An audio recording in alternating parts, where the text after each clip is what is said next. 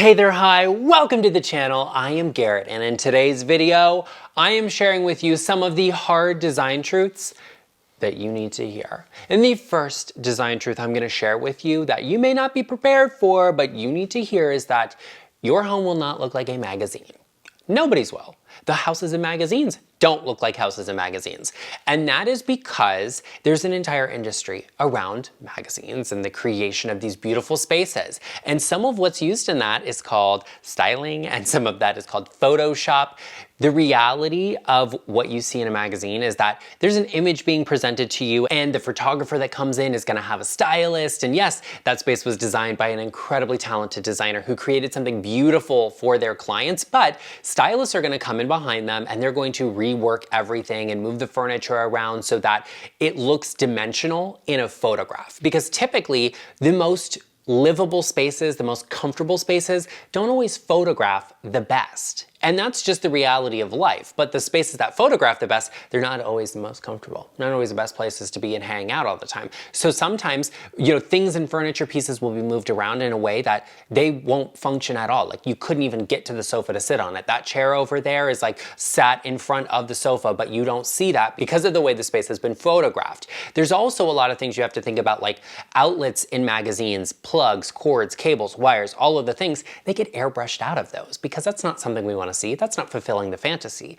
So your home probably won't look like a magazine because it's real life. It's not a magazine, and that's absolutely fine. You do the best you can. You make the most beautiful space possible in your home that you can actually be in and enjoy, and it will be something that is timeless, elegant, will look amazing in person. It may not photograph absolutely like a magazine, but you can always bring in a prop stylist and have those photos airbrushed, and it will. Another hard design truth you need to hear is that sometimes those incredible spaces you see where you're like, oh, that's my dream, I want that. Yeah, those clients had $1 million budget, a multi-million-dollar budget. Sometimes it's just unbelievable how much people will spend to achieve something in their home, just for the sake of it being featured in a magazine or on some social media page. A lot of times that's what happens, where those clients will pay to have that designer go to France and shop there to buy the best vintage and antique pieces and all of those things. If you are a real person, a normal person like me, sometimes you don't have $1 million budget to do your kitchen, and that's absolutely fine. You can achieve great things, beautiful things, and do incredible work without spending those premium prices just because, that's what that person did. They paid somebody to manage all of that. You could do it yourself. And then you can use a designer as a sounding board to create some beautiful things, give you some wonderful ideas. A designer who could do that for you would be me. You could always book a one-on-one interior design consultation with me where we can talk about any and everything you have going on design and decorating wise in your home. Be it a kitchen renovation, be it a bathroom renovation, be it buying a new sofa or a rug, small and large. I do it all, and it's nice to have somebody to get feedback from regarding your decisions before you make them, so you don't make a mistake that could cost you in the long run. A lot of those clients with the $1 million budgets who, yeah, sometimes I work with people who want to do really incredible luxury things and they're willing to shell out for it, but a lot of the clients I work with, this is the one kitchen renovation they will do in their entire life. And by renovation, I mean maybe they're looking to change the hardware and do new countertops and replace the faucet, like those sorts of things. I do those all of the time. I work with people from all different budgets and all different homes and sizes and styles. So be sure you're looking for a designer who can do that for you, or at least give you some feedback on that. So be sure you head to the description box down below and click on that link, or go to intro.co/GarrettLeChic to book a one-on-one design consultation with me. And while it may be hard to hear, you need to know some people will just have multi-million-dollar budgets to create exactly what they want. They'll tear a house down and rebuild it from the ground up so that it looks absolutely perfect. And that may not be achievable for everybody, and that's okay. Now, the next hard design truth you need to hear is that not everybody cares about design. Not everybody cares about design. I don't understand why. I don't get it personally, but that's just the reality of it. Not everybody cares about design. And some people care about design, but they don't know how to achieve it on their own, and that's okay too. And when I say not everybody cares about design, I mean that, your home may look beautiful and you may say, oh gosh, I have this one dated feature, but everybody that sees your home or looks at your home or whatever, they're not gonna sit there and be like, oh, you have that dated granite. Oh, they might be like, wow, you have solid surface countertops, like you have stone. I love that, I'm so jealous of it. Not everybody cares about what's the latest, the greatest, the most trending thing in design. A lot of people just want to live in their house. They just wanna have a house, period. And that's cool too, and I absolutely love that. I have this conversation some of the times with my clients where they're like, oh, you know, I want to do this for resale or that or that or that. And I'm like, that's really not the number one thing you should be thinking about when it comes to renovating your home. Like, people are going to like it if it's good quality, if it looks nice. That's all people will generally be thinking about. And so you don't need to rip that out just because somebody told you it was dated. And if that's your only concern, you don't need to talk to a designer, you need to talk to a realtor. They're gonna be the ones to tell you what to put in, what everybody wants right now. That's okay, but not everybody cares about design. Some people are happy just to, you know, if they have a couch they can sit on, that's absolutely fine with them. They don't care if it's the greatest, latest thing, if it's the most interesting or amazing design. Sometimes they just like it if it's comfortable and if it's fine and that's good on them, like great. You know, and I see this all of the time personally because we'll get people that comment that are like, oh, you know, all of the other things going on and this and that and all of the things. Guess what? This is an escape. Some people just like to think about design because we don't have to think about everything else going on. Some people really care about it. Some people are passionate about it. Some people make it their life's work. Other people don't care about design. So yeah, we all love great design and beautiful homes, but not everybody actually cares about it. As interesting and surprising as that is, but what everybody should care about is having a beautiful home, which is why they should all join us. If you haven't already, become a part of our LeChic family by hitting that subscribe button. Turn that naughty little red button gray by clicking it, and then you'll be a part of our family, and I love that for you. Also, if you made it this far in the video, I know you are living for everything I'm saying and you find accuracy and truth in it, so be sure you give this video a like. Help me defeat YouTube's algorithm by sharing this video with everybody, including your friends and family. The next hard design truth you need to hear is that there's a difference between design and decorating. They're two different things. They're sisters, they're friends, they're cousins, but they're not the same thing. And design is what you don't see. That's the fun part for me, but it's the part that often stresses people out the most. I'll have clients all of the time where something has happened. Maybe they had a flood or something got damaged, or you know, they had to take something out to repair something behind a wall, and you know, that's really stressful for them. Thank you. Thank you for protecting us, Arden. Come here. Come here. Oh, yes. Thank you. Thank you so much. Did you want to come and say hello to everybody? Say hi. Say hi. Don't be rude. Look at them. Oh, here he goes. Hi, Arden. Did you protect us from the stranger that was out there? Stranger danger? Was it the mail lady? I know.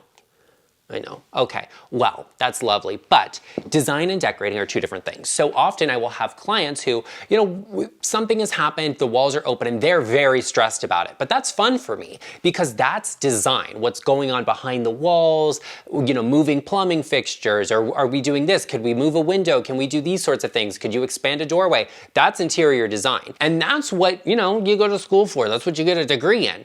Decorating, on the other hand, is all about picking beautiful things for your home, finishes and materials. And yes, there is a certain amount of knowledge you have to have in order to do that properly, but you know, that's something that you can learn on your own, or you could take some classes on to figure out. But you know, when it comes to decorating your home, it's all about layout, it's all about functionality, it's all about the materials you're using, and then the colors you're picking and choosing and how they all layer together. That's the fun part, but that's probably 5 to 10% of what I do. Right? As an interior designer, I'm looking at floor plans, and the best time to bring a designer in, if you're gonna ask, which you probably will, is before you do anything, before you break ground on a house, before you open up a wall. That's the time to bring a designer in to talk about what the possibilities are, because sometimes I'm looking at a plan and I'm like, hey, why did you make this decision? That's great, but you could do something different here and save a lot of money. That's something I do as a designer also. So getting a designer in to look at your things is great because they do something very different than just decorating. That's something you can do a little bit later on. That's something you do when you buy a house that you're not making any changes to.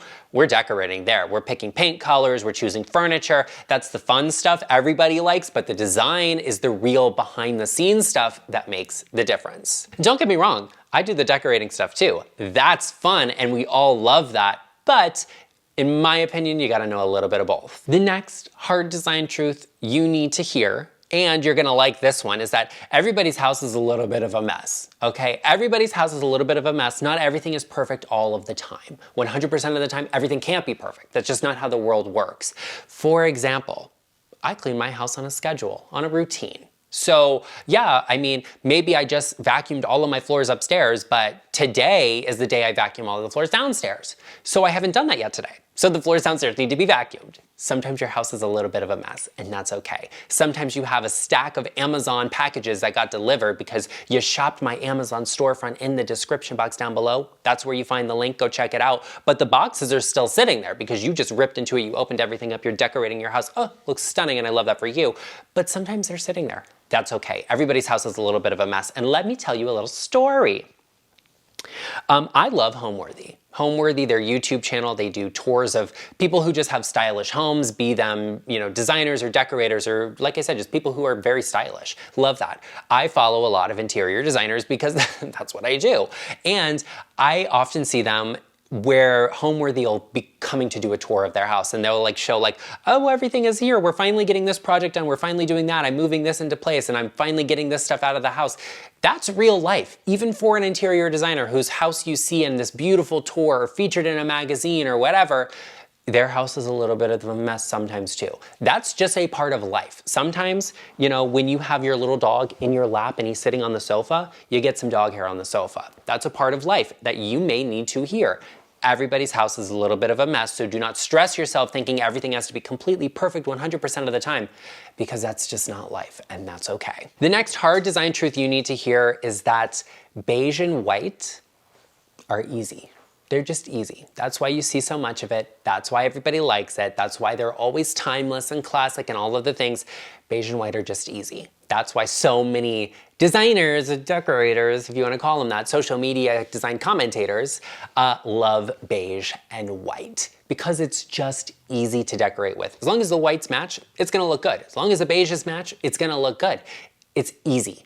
It's easy, but that doesn't mean it has personality. That doesn't mean you have to have color everywhere. You can have some rooms that are all white, like I'm sitting in a room that's all white right now, but that doesn't mean that's the only thing you can do in your entire home and house. Some rooms can be all white, and that's fine, and that's okay. Some of the rooms can be a more vibrant color, like my dining room is a vibrant blue that's beautiful because I like that, because it's fun. This room, it just hasn't exposed to me what it wants to be yet. So it's fine being white, and it looks great. I have blue accents in here to tie that color and bring it into this area. And that's what you can do in a house. You can have fun. Not every room has to be white. That's not the only thing that's gonna make it look elevated and exciting. It honestly makes it look a little generic. So have a little bit of fun with what you bring in. Have white walls, that's great. Bring in some interesting artwork that's fun, that adds a little bit of color and personality. Bring in a sofa that's a nice color. Bring in a rug with some fun in it.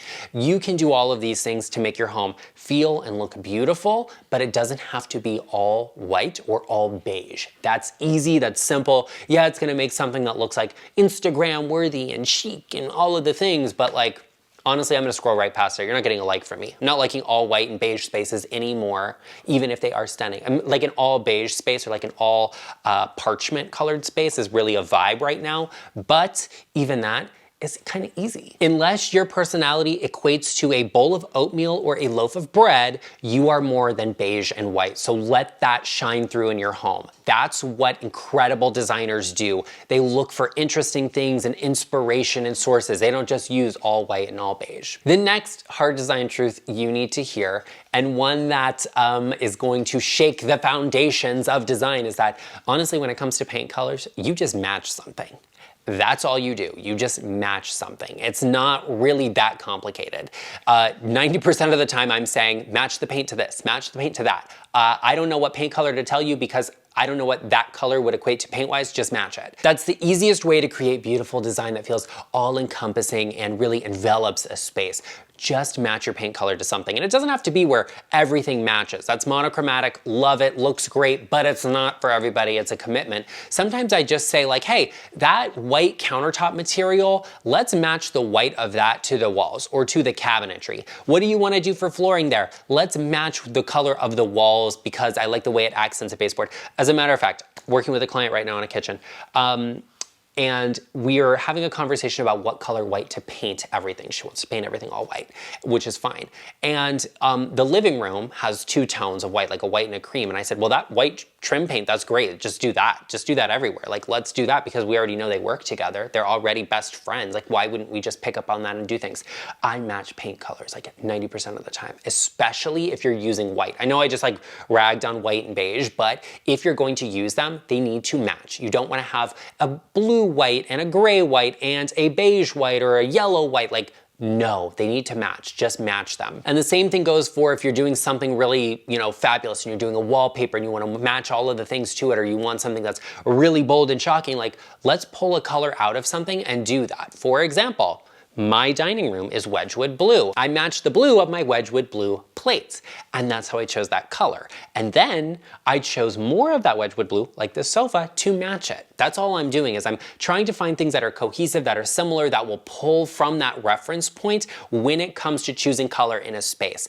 That's what designers do most of the time. We'll lay things out and be like, that's a great color here. Like, let's do that here because this is an accent. We'll add it to the walls. It'll be really all-encompassing, overwhelming. It'll be beautiful and stunning. We'll do an accent trim color or a contrasting white trim color. That's as easy as it is. And then you take that color, you apply a sample to the wall, and you make sure that the light doesn't tint it a different color, and that's how you choose paint. You put the sample on the wall, you see what it looks like multiple times of the day, so you make sure it matches whatever you're matching it to during those times, or as closely to it as possible. And there you go. You just chose your paint color. Simple as that. Now that you heard these hard design truths that you needed to hear, be sure you check out this video right over here for some more tough love, all about those dated things in your home that you are ready to let go of, whether you know it or not. Be sure you check out that video right over here, and I will see you over there.